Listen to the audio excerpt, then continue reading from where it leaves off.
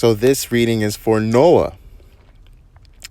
So ascendant is also in Leo, just like mommy, which is very interesting and beneficial to have that example growing up, or to be able to relate growing up. So with the ascendant in Leo, it's like I was saying in your reading, the way they present themselves to the world is the ascendant. Their public identity and how they appear to other people. Noah appears to other people as creative, joyful, very expressive, and fun-loving. It's always lighthearted and an air of likability to him.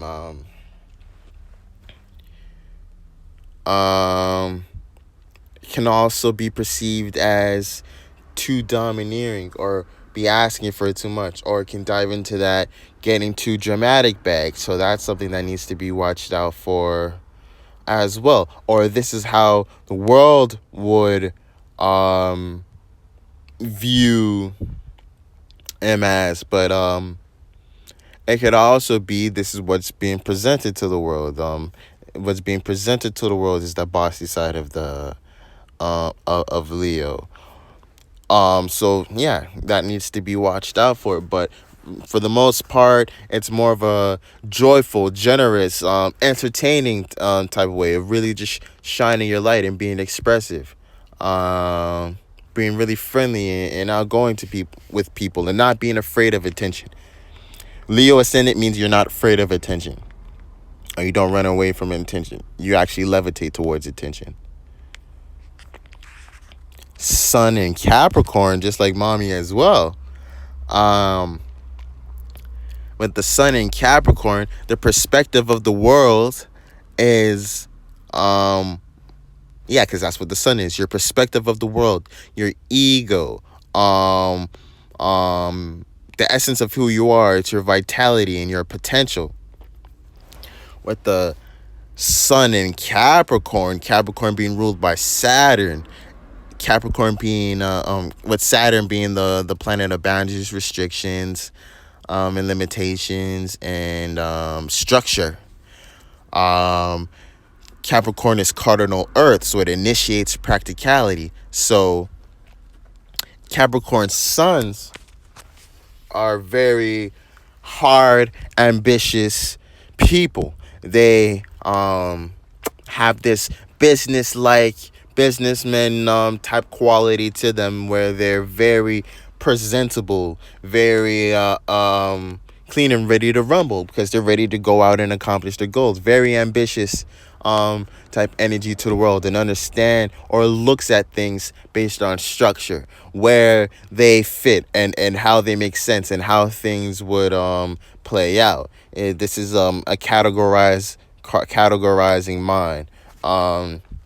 Capricorn suns like to be in control of specific situations. Capricorn sun would like to be in control of what they're viewing, aka even themselves. Would like to be in control of how people perceive them. So it can dive into being a status-based type thing, where there being a lot of focus on status or ambition to obtain higher levels of status, of statuses. Or to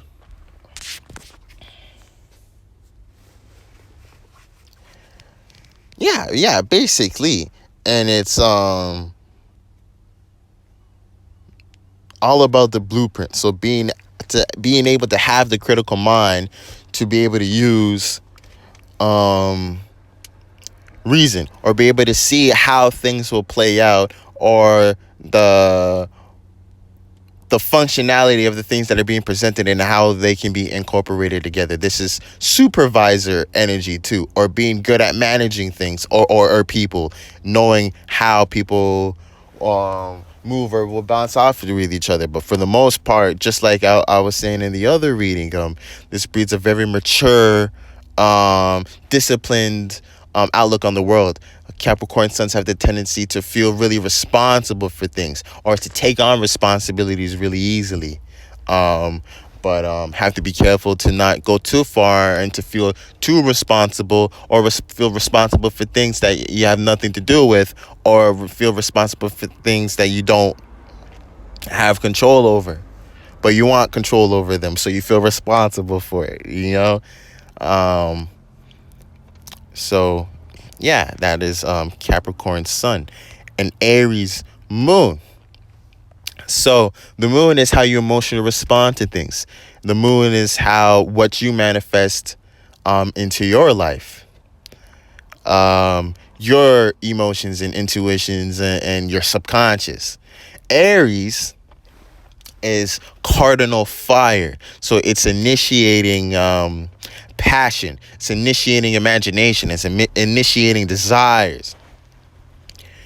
It's also ruled by Mars, but it's the masculine side of Mars. So it's pushing out all of the things associated with Mars, which would be, passion, desire, willpower, intent, action. So Aries are very action-based people. So with Moon and Aries, this can create a very active, emotional body, or someone who's very expressive about their emotions, and very individualized within their emotions. This may create a problem or a challenge of not being able to understand other people's emotions, or finding it hard to understand other people's emotions, because they're so unsimilar to your emotions, or because you're too wrapped up within your emotions that you don't offer that mental space to understand other people's emotions, or you don't allow that in your memory because it's something that's not important, or that you don't fall into that type of thought pattern. But this would be also lead to kind of fearless emotion, or very, very honest expression of emotions, not being too afraid of what is being felt. You really can't, because it's an automatic expression of it. It's this internal need or desire to express. So this can also combat with other people, because people may not be happy with the emotions that are being expressed, or people may get tired or not want to hear it. So it's important to keep track of that, or to watch that. But sometimes it's got to be heard. But with Aries and Moon, then that's not going to be a problem, because it's going to be heard. So it's more of learning how to establish balance with it, and learning how to incorporate or understand other people's emotions, and not being too combative. Aries is the planet of aggression, and ruled by Mars, which is the planet of war. So there may be a lot of emotional warfare, which is very good to have a sharp emotional blade, because that's what a lot of people and life in general comes with. It tries to attack your emotions, or that's how they try and manipulate you and move you, by inflicting specific emotions. But Noah's emotional sword is very sharp, so people can't get him straight away from his own emotions, or feel something that is not an issue. He won't attach to that.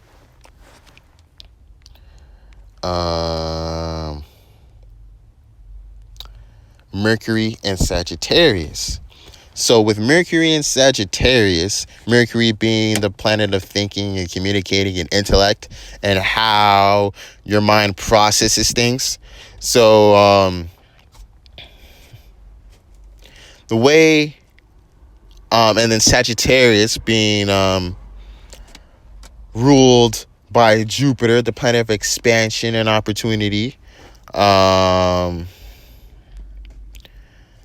and growth and insight, it being mutable fire, which is kind of like the after image, is what gives Sagittarius this optimistic and honest view, and why it's about the meaning. It's about the warmth from the fire, not necessarily the fire itself. And fire always rises, which is what makes it very optimistic.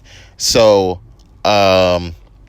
probably like to talk about experiences or talk about the deeper meaning behind things, probably able to communicate these things, or this is what how you process things. You don't process things necessarily logically, but you process things based upon the wisdom that attained after. So it's more of you go into things open-minded and use your wisdom and knowledge that you collected before it to communicate and think about these things. So there's a lot of open-mindedness and flexibility to how you think and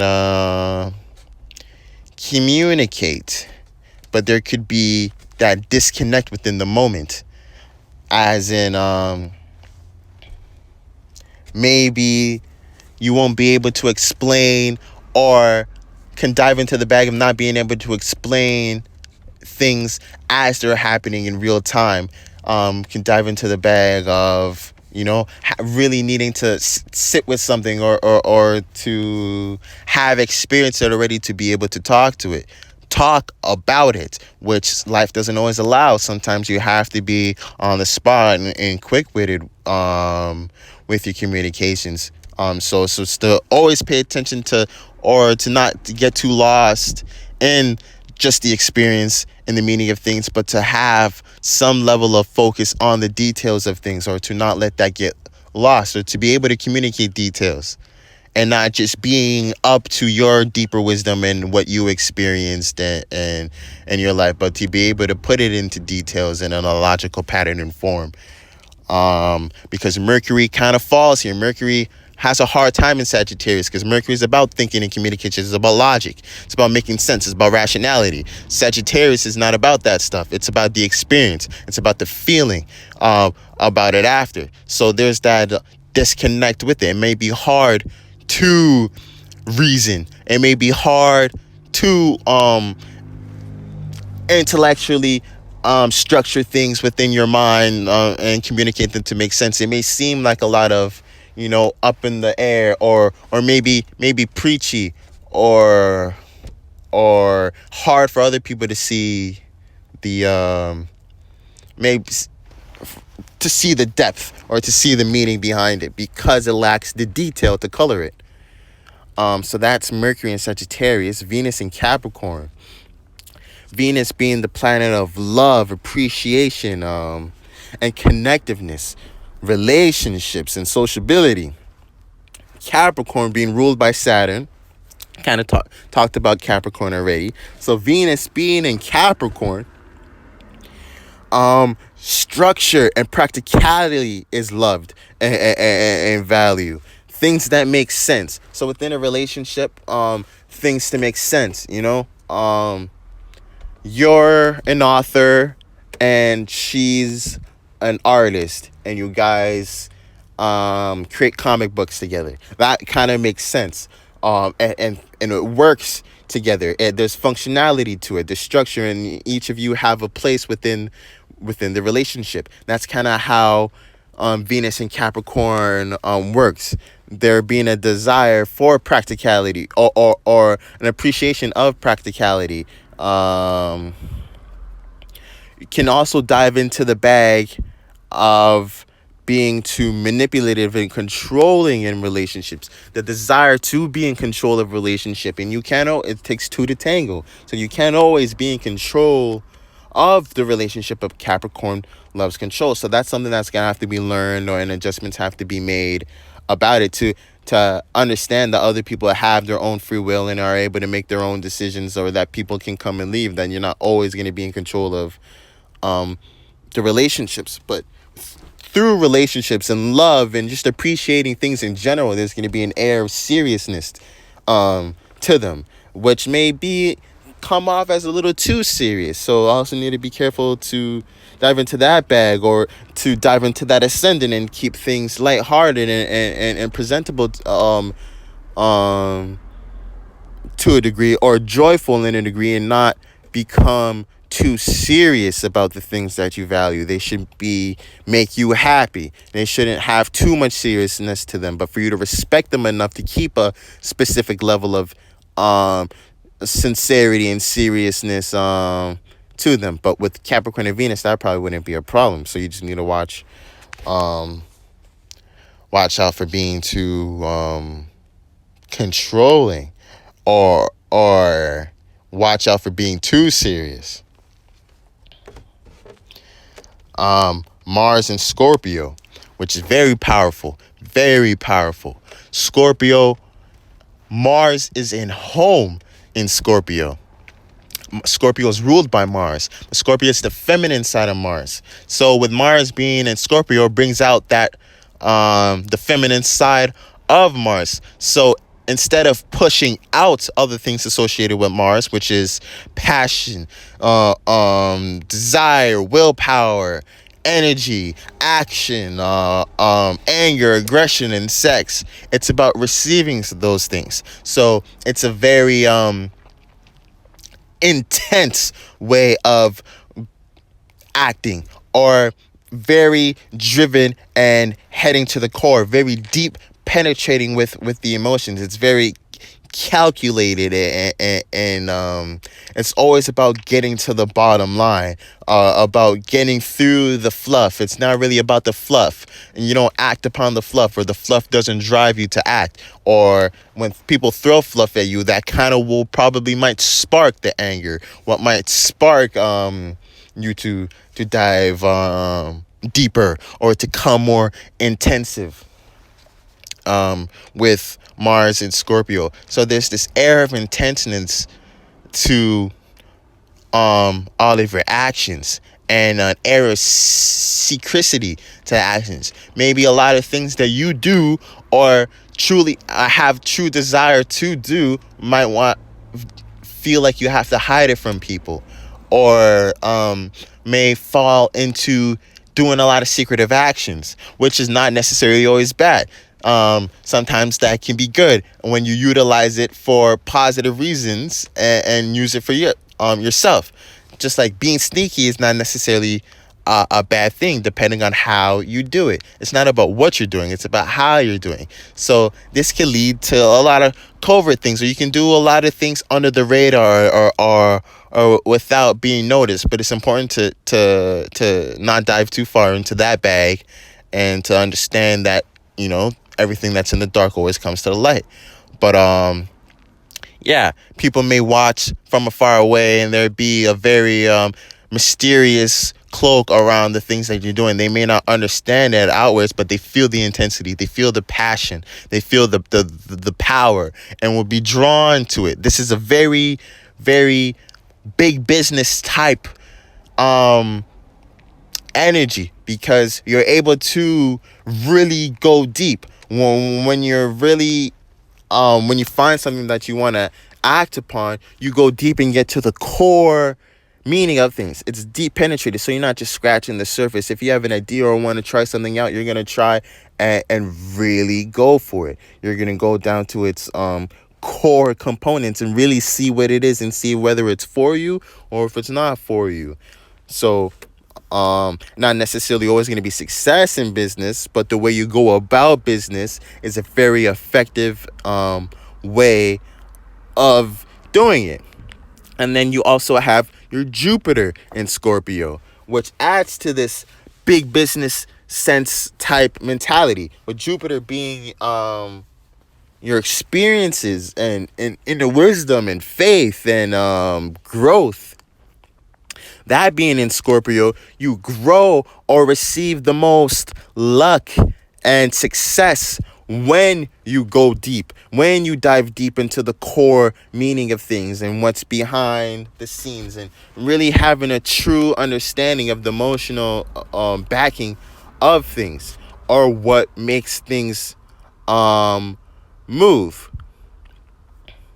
And this is how you will shape your experiences.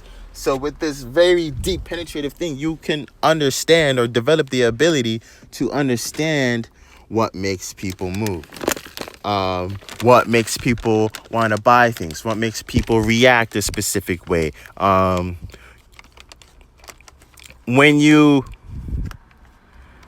follow, or when you do dive into that intense energy, when things get below the surface level, and you're really to be able to get deep and penetrate into situations, this is when you receive the most luck. This is when you receive or have the most confidence or receive the most insight, what you can be the most optimistic about, because that is your domain. That is how you experience and learn things the best. So when things are being kept surface level, and when things can't really penetrate into the core meaning of things, when you're diving through the fluff, it can get very hazy and hard to attach to things. This seems like the classical school system may be a little difficult for Noah, because having to take a lot of classes that you're not into, or really skimming the surface of a lot of things, not really getting in deep into things of interest, may really create a bad impression of learning, or may very lean away from these things. But when they're able to really get deep and nitty gritty into the deeper matters of things, this is when the most knowledge can be retained. This is when they can really understand things. So maybe it's more of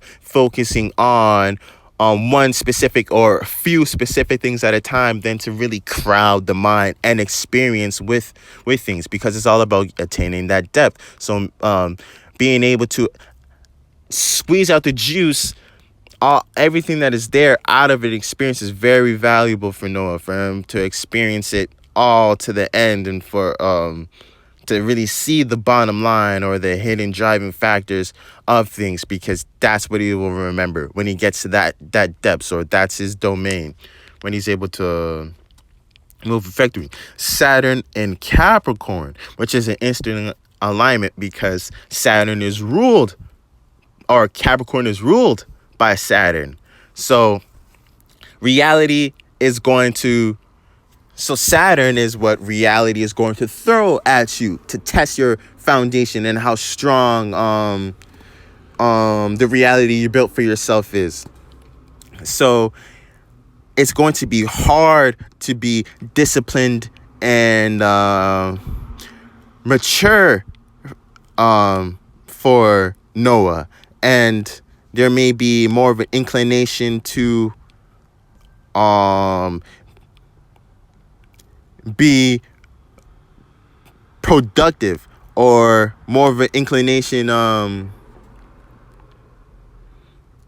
like reality is demanding you to be more mature, to be more responsible. So it may be hard to deal with responsibilities, or not being able to handle responsibilities too well, or a lack of seriousness to things that need seriousness to, or to be too fixated on specific things, or being serious about one thing and not being able to give that same amount of energy or seriousness to something else, even though that you may really need to do that. So it's more of forcing you to not be stagnant, or to be able to be serious about multiple different things. That's what reality is going to demand. It's going to demand seriousness and discipline across multiple different facets of life, or that's going to be the biggest challenge that life is going to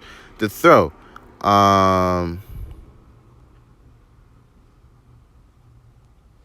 Yeah, so that would be Capricorn in Saturn. And I'll also do the nodes, the south node being where the moon came from, and the north node being where it's heading. So he has the same south node and north node as you. So south node in Aquarius, being comfortable with your own individual way of thinking and communicating about things, and that rebellious energy or separative energy, looking at other people as, maybe they don't get it, or not understanding or knowing the things that looking at other people as stupid, and stuff like that, or wanting to gain attention for your own individual ways of doing things. Both Aquarius and Leo was about gaining attention, but Aquarius is about getting attention for your own individual, unique ways of doing and thinking about things. Leo is about gaining attention by pleasing the crowd. It's about being on stage in the spotlight and entertaining people. So it needs to be you need to learn how to roar and be comfortable on the stage, even when it's not for your individuality or for your originality, to just be comfortable on the stage in itself, or also to be comfortable or understand interacting and learning or picking up from the crowd, not necessarily bringing something that was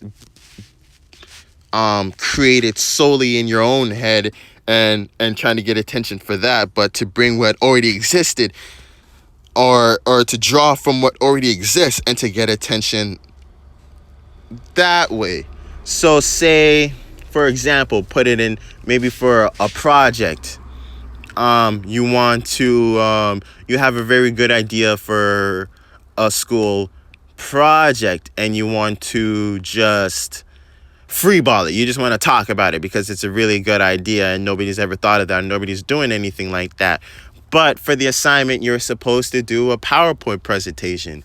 But you're like, but it was too hard to focus and put it into a PowerPoint presentation and shit like that. So you're just wanting to talk about it. But it's harder, say, for that specific class. So it's hard for the students to really get into it, or hard for the students and teachers to get into the presentation when it's just the talking and there's no visuals going on. So if you had compromised and added the visuals and understand that it's a presentation and to please other people, maybe you would have not have lost or been able to retain the individuality, but still be able to be presentable to the crowd. So that's kind of the battle that the Leo North Node, Aquarius South Node gets into.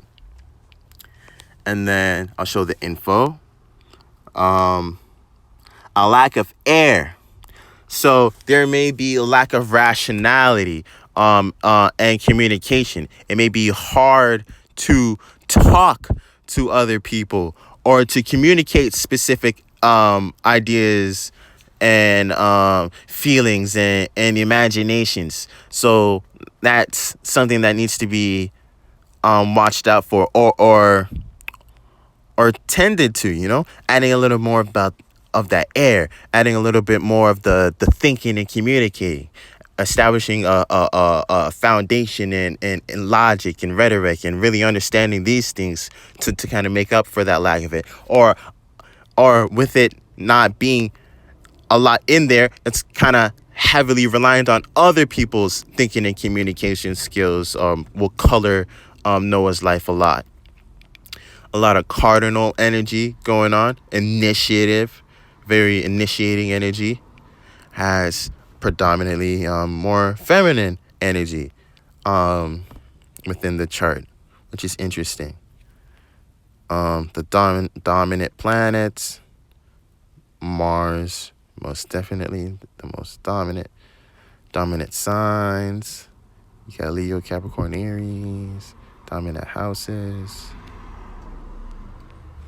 And that would be the reading for Noah.